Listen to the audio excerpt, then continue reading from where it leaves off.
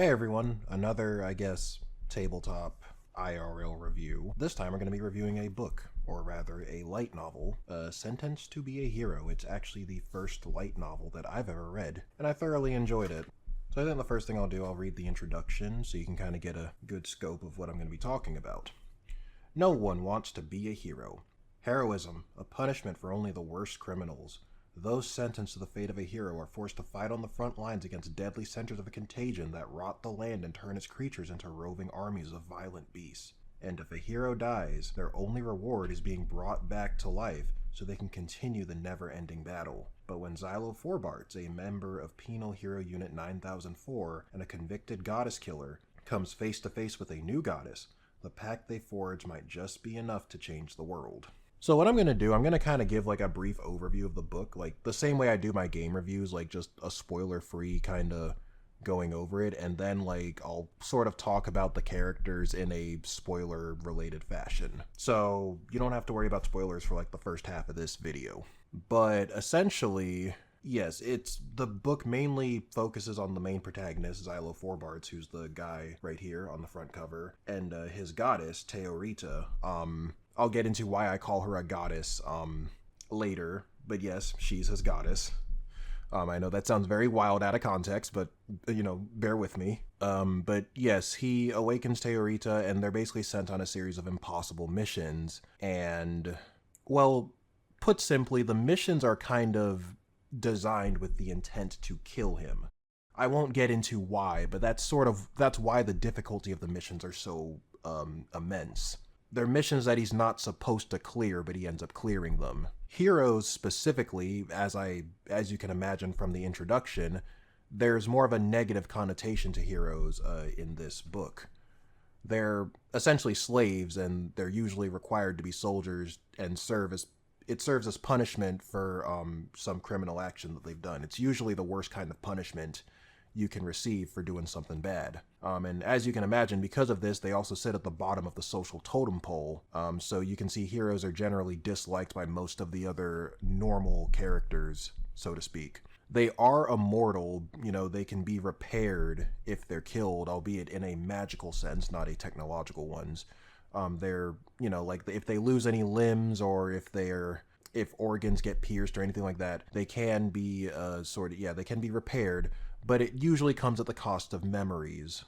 And usually the worse they get banged up, the more memories they're going to lose upon being restored. Or I think the greater the risk is of, more memories being lost. Because there is a character who does get banged up pretty bad, but comes back as mostly his old self when they repair him. So there are exceptions, but generally the rule is usually even when you are a hero and you can afford to take a beating, you usually still don't want to take one because it comes at the cost of your memories, as I said. Sacred seals are sort of how magic works in this universe. They're these symbols they're carved onto both heroes and inanimate objects. And for objects, they usually provide various magical abilities. So, for example, like Xylo frequently uses sacred seals to detonate inanimate objects. He'll throw like knives or swords or something, and instead of, I guess, using it as a melee weapon, he'll sort of use them as projectiles. It can also turn like, staves into, snipers that can shoot magic bolts. Other characters, may use that as their preferred weaponry. The thing with sacred seals is that they gotta be properly tuned before you use them. Usually that involves like drawing it, but they're very hard to draw. Most sacred seals are actually traced from a reference. It is very rare that a sacred seal can just be just drawn out of, someone's memory. And then I also said sacred seals are also imprinted onto heroes, and that's because they can also be used as torture devices. So if a hero fails a mission or they step out of line or something, it can also kind of be used as like a magic shock collar to, inflict pain on them. Helps keep them from, not disobeying orders, I guess. Now, goddesses are these powerful artificial life forms, and basically they're required to form a pact with a knight and fight alongside them. Or at least that's how they work. Now, there are exceptions, Xylo being a hero in the most derogatory way I can say it, and he's still connected with a goddess, but I'm going to leave that for the spoiler section. But normally, they're supposed to form a pact with a knight and fight alongside them. And most goddesses, usually their powers are being able to summon different things. Whatever they can summon usually depends on the goddess themselves. For example, like Teorita, she summons swords, which tends to go really well with Xylo's fighting style. And there's supposed to be 13 of them. Teorita being the 13th, and actually it was believed, I think they said in the book, it was believed that there was 12, and then Teorita was kind of like a secret. But yes, Teorita is the 13th goddess. Also, even though they're called goddesses, not all of them necessarily look like women. It just so happens that Teorita coincidentally does look like a girl, but some goddesses, the book says, resemble animals or objects, so it just depends on what your goddess is. And then finally, as far as like the world building and stuff, there's the demons, demon lords, and demon blight. So the demons are a race of monsters and the main villains of the book, at least for now. The demon blight is a pandemic that essentially mutates animals and plants into the various demon subspecies that you see in the book. So most demons, they're usually just like, I guess, mutated animals. You know, they usually tend to loosely resemble, you know, whatever animals they're based off of. Like some of them look like frogs, others resemble plants, and so on. I think there was a couple like insectoid ones as well. And then demon lords, because the normal demons, they're still like animals, so they have like instincts or whatever. The demon lords are intelligent and they're higher ranking, and they usually command the lesser demons. But yes, the demon lords lead the demons. I think that's pretty self-explanatory. But yeah, that's just an overview of, like, I guess just some interesting stuff about the book and how things work in it. Before I get into the spoiler section, it was overall a very good read. Oh, I forgot to mention this. There is like an extended page up front that does show you, like, you know, most of the main cast, a full color picture of all of them. It also shows a picture. I think this happened during the first few chapters, like within that first mission. Because the book is split up into, each chapter is like a part of a mission, and it's told from Xylo's first-person point of view, at least most of it. So I almost want to say it's probably like a journal that he's writing. Like he's writing reports as he completes this stuff.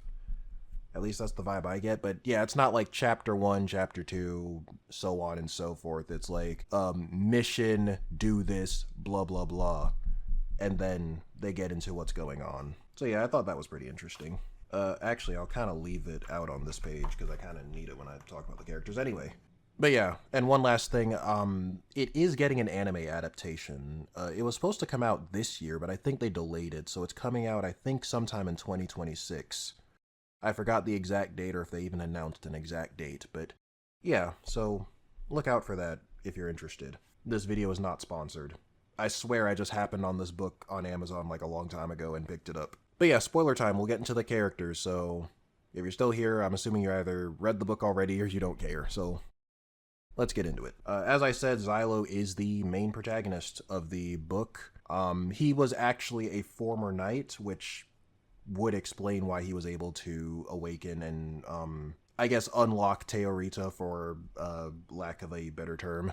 But yes, he's a former knight, and he was sentenced to be a hero after killing his previously assigned goddess during a mission gone wrong. Essentially, because of course it sounds very bad out of context, but essentially what happened was, there is a belief with goddesses being these really powerful weapons that can really help against fighting against the horde of demons.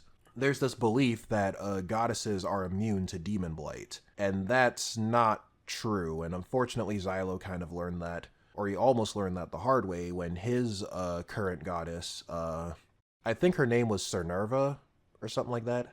I probably butchered the name. I don't remember the name, like, word for word, or letter for letter, but yeah, I think the goddess's name was Cernerva. But she got infected, and then she and Xylo both realized, okay, wait a minute, like, she has to be killed, because if a goddess becomes, like, infected with demon blight and ends up getting turned against everyone else, like, it'd be really hard to, you know, kill her at that point, and, you know, it wouldn't be good. You get what I mean? Having a goddess essentially working for the other team. So Xylo kills her before the infection can completely take her over, and then he gets put on trial for it. But, nobody in either the church or the Temple Knights believed his story. They thought he just did it just cuz. Although there's an implication that they knew full well that goddesses were not immune to demon blight, and because Xylo now knew this, they had to sentence him to be a hero as a way to, shut him up, silence him. And this also does sort of go back to when I said, all the missions he gets sent on, they're very hard, not missions that, you would expect someone of his caliber to pull through on, impossible standards, impossible circumstances. So it's almost like they're sort of low-key trying to, get rid of him in, a very, silent, we don't have to explain it much type of way, if you get what I'm saying. That's a feeling you will start to notice, throughout the story. It's like everyone is out to get Xylo. Teorita is the deuteragonist of the book, the 13th goddess, as I said. She was activated prematurely, and she does have a almost naive sort of lust for battle, because there will be times where Xylo's okay, listen, maybe charging first, guns blazing is not the move for this particular situation, and she'll be like, no, I want to fight, let's fight. They sort of explain that a lot of the goddesses are sort of built like that. They're essentially battle machines. They enjoy fighting even if the situation would be to their detriment. They don't really know any better. I think I mentioned before, her power is, yes, she can spontaneously summon numerous different swords of whatever size, type, or specialty to help during battle. You can also see her use the swords defensively as well to build protective fences, but she mostly just provides Xylo with swords to throw during battle. Dota over here, down in the bottom right corner, was also sentenced to be a hero for thievery. He loves stealing stuff. He was partnered with Xylo for the first mission and maybe another one after that. I don't quite remember. He does get partnered with Xylo for a few missions from time to time, including the first one. And he is also the comic relief character of the group. It's he's addicted to stealing stuff. He'll steal stuff even if there's no reason to steal something. He just likes the thrill of just taking stuff that doesn't belong to him. And in a way, he's actually the person who sort of kicks off the whole story, because the first mission is essentially Xylo and Dota protecting the 13th Order of the Holy Knight, who themselves are protecting a coffin. And Teorita was in the coffin. She hadn't been activated yet, and as you can imagine, she wasn't supposed to be activated by Xylo. Dota stole the coffin, not knowing what was in it, but, he just stole it for the love of the game. Then Xylo and Dota end up getting into trouble as far as, the demons that they were fighting, and then that's when they figure out, oh, there's a goddess in there, and Xylo ends up having to activate Teorita to get themselves out of that pickle, which really ought to have gotten them in even more trouble afterwards, because as you can imagine, a hero activating a goddess, not exactly going to go over well with everyone. But yes, Dota is sort of, the comic relief kind of guy, and he loves stealing stuff. And actually, in light of what I just said, as a matter of fact, Xylo was so upset with Dota for, getting them in trouble in that first mission that he broke all of his bones, which is why Dota wasn't present for the second mission, because he had to get taken in for repairs. But yeah, I do like him. I think he's quite funny. I mean, at the very least, he does his job quite well. He's the comic relief guy, and I think he's funny, so I guess he does a good job there. Kivia is over here, she is the captain of the 13th Order of the Holy Knights, the same knights I mentioned before who were participating in that first mission. And they don't really do much with her, at least not in this book. Maybe they will later. But she is sort of there as sort of a representative of, I guess, the non-hero portion of society. Because as you can imagine, she initially strongly dislikes Xylo due to his status as a hero as well as his alleged crimes. And of course, she was in charge of escorting the then deactivated Teorita, with the rest of her knights before Dota stole the coffin. So not exactly a very good first impression, but she does warm up to him over time. Mostly due to the fact that Teorita views Xylo with high regard, and it's like sort of a, okay, I don't like Xylo, but I don't want to piss off Teorita, so alright, I'll give Xylo a chance, and she does end up warming up to him over time. This guy over here, Venetim Leopold. He's an interesting fellow because he doesn't really do much in this story either, at least for now. When I say in the story, I mean in the scope of Volume 1. But he doesn't really do much in the story. But they reveal something about him that most definitely has a gargantuan impact on the overarching narrative. So, Venetim is the commander of Penal Unit 9001, but I use that term loosely. He's mostly a non-combatant who gives advice to Xylo and the others during missions, but it's more so of he's sort of just running his mouth just to, I guess, look good. He's very much of a fake it till you make it kind of person. He's known for lying a lot, committing fraud, and coming up with elaborate schemes, some of which was trying to sell the royal castle to a circus, I'm not joking, or conspiracy theories that he would publish in the local tabloids because he used to be a journalist. And as you can imagine, this also factored into why he was sentenced to be a hero in the first place. But what was really interesting about that was that the royal family, as well as the church and, the powers that be, they were fine with him, spreading rumors and making up conspiracy theories and writing for the tabloids and stuff. They were fine with that. But there is one specific chapter that talks about, Venetim's trial. And it's one of the few chapters that isn't told from Xylo's point of view. It's told from third person, sort of zeroing in on Venetim.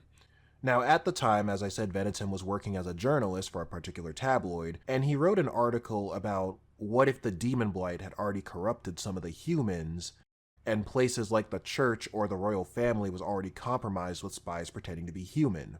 Now, he thought he was just talking just to talk. He made the whole thing up and he just needed a good story for his next article. But it turns out, just by sheer coincidence, that he was right on the money with this, and that's why he got sentenced, because they were like, alright, we know you made this up, but it turns out you were absolutely right about everything you wrote about, so we gotta sentence you now to shut you up. I don't know if maybe sentencing him to be a hero was necessarily the best thing to do. I mean, as far as shutting him up, because wouldn't it have made more sense to execute him? I do find that interesting. They sentenced him to be a hero instead of outright killing him. Unless maybe the death penalty is something that just doesn't exist in this book, you're not allowed to actually kill your criminals, which would be very interesting. So I don't know if maybe sentencing him to be a hero was also for optics on their side as well. But yeah, so that's the real interesting thing about Venetim. Even though he doesn't have a very strong presence in the story, there is something about him that has a large impact on the rest of the story. Norgal, I don't know if you can see him, he's the dude all the way down here. I'll actually bring this up so you can see him. They really did this guy dirty. They put him all the way in the corner. Norgal is also a hero, although he is a few slices short of a loaf, because even before his sentencing, he essentially believed that he was the king. He wasn't, at least not as far as I know, and he got sentenced for committing acts of terror, obviously due to his belief, because if he thinks that he's the king, he's going to try and take his kingdom back, and they can't have that. He can be very overbearing at times, and it's because he believes he's the king, but then he also kind of forces everyone else to play along with his delusion, because it's he refuses to sort of do anything or get any work done unless everyone else sort of plays into the fact that, okay, yeah, he is the king and we're his subjects. Yes, what are we doing next, Your Highness? And you might wonder, okay, so if he's like that, why do they keep him around? He is very good at tuning sacred seals. You remember how I said it is very hard, or rather, it's very easy to mess up a sacred seal, and that's why sacred seals are usually traced over existing ones instead of, drawn from memory.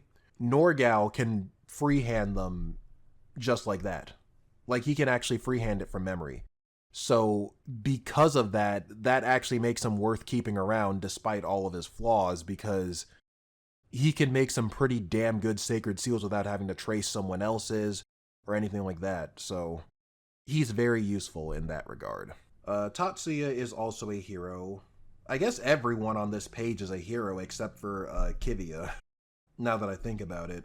But yes, Tatsuya is also a hero. They don't do a lot with him either, but Tatsuya is sort of there as a, I guess, as a way to explain what happens if a hero does lose too much of themselves. Because Tatsuya has been sort of broken down and repaired so many times that he has sort of lost his sense of self.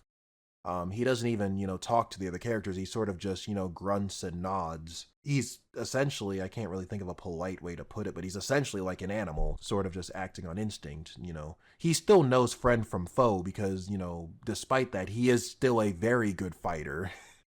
He can clear out a room in record time. But yeah, I think the purpose of Tatsuya, at least for now, is definitely to showcase, like, what can happen to a hero if they get repaired too much. And then finally, there's, I have never been able to get this guy's name right. Sav? Tasav? I'm gonna say Sav. But out of all of the they don't do much with this characters, they probably do the least with him. Like, he really does not show up much, at least in this book, at all. I think he's there for a good chunk of, like, the final mission that they go through. He's a sniper. When I said that you could carve a sacred seal onto a magic staff and sort of use it to shoot like magical bolts, that's his weapon of choice. When I say they didn't do much with him, I really mean they didn't do much. There's really not much that they tell you about him. He can be very odd, pretty sarcastic at times. That's really all I have to say about him, but he's in the picture, so I figured I'd mention him. But yeah, that's my overview of all the characters as well. As far as the overarching story, I mean, I kind of managed to sort of hit everything as I was talking about the characters. The way the book is structured, as I said before, it's do this mission, they come back and rest, do another mission, so on, so forth, until you get to the end. And then the second book is obviously going to pick up where the first one leaves off. But yeah, like I said, I thought it was a really good read. Even though I haven't, as of this recording, I haven't touched the second volume yet. I have it, I just haven't read it. But I am definitely interested in seeing where it goes next. And like I said, it does have an anime adaptation that's coming out next year. So if you're interested, yeah, look out for that. Anyway, I have officially run out of things to say about this book. So it's like $13 on Amazon if you want it. Leave a like on the video if you enjoyed it. Sub to the channel if you haven't already. Special thanks to all channel members for your continued support. I really appreciate it. And I will see you all again very soon.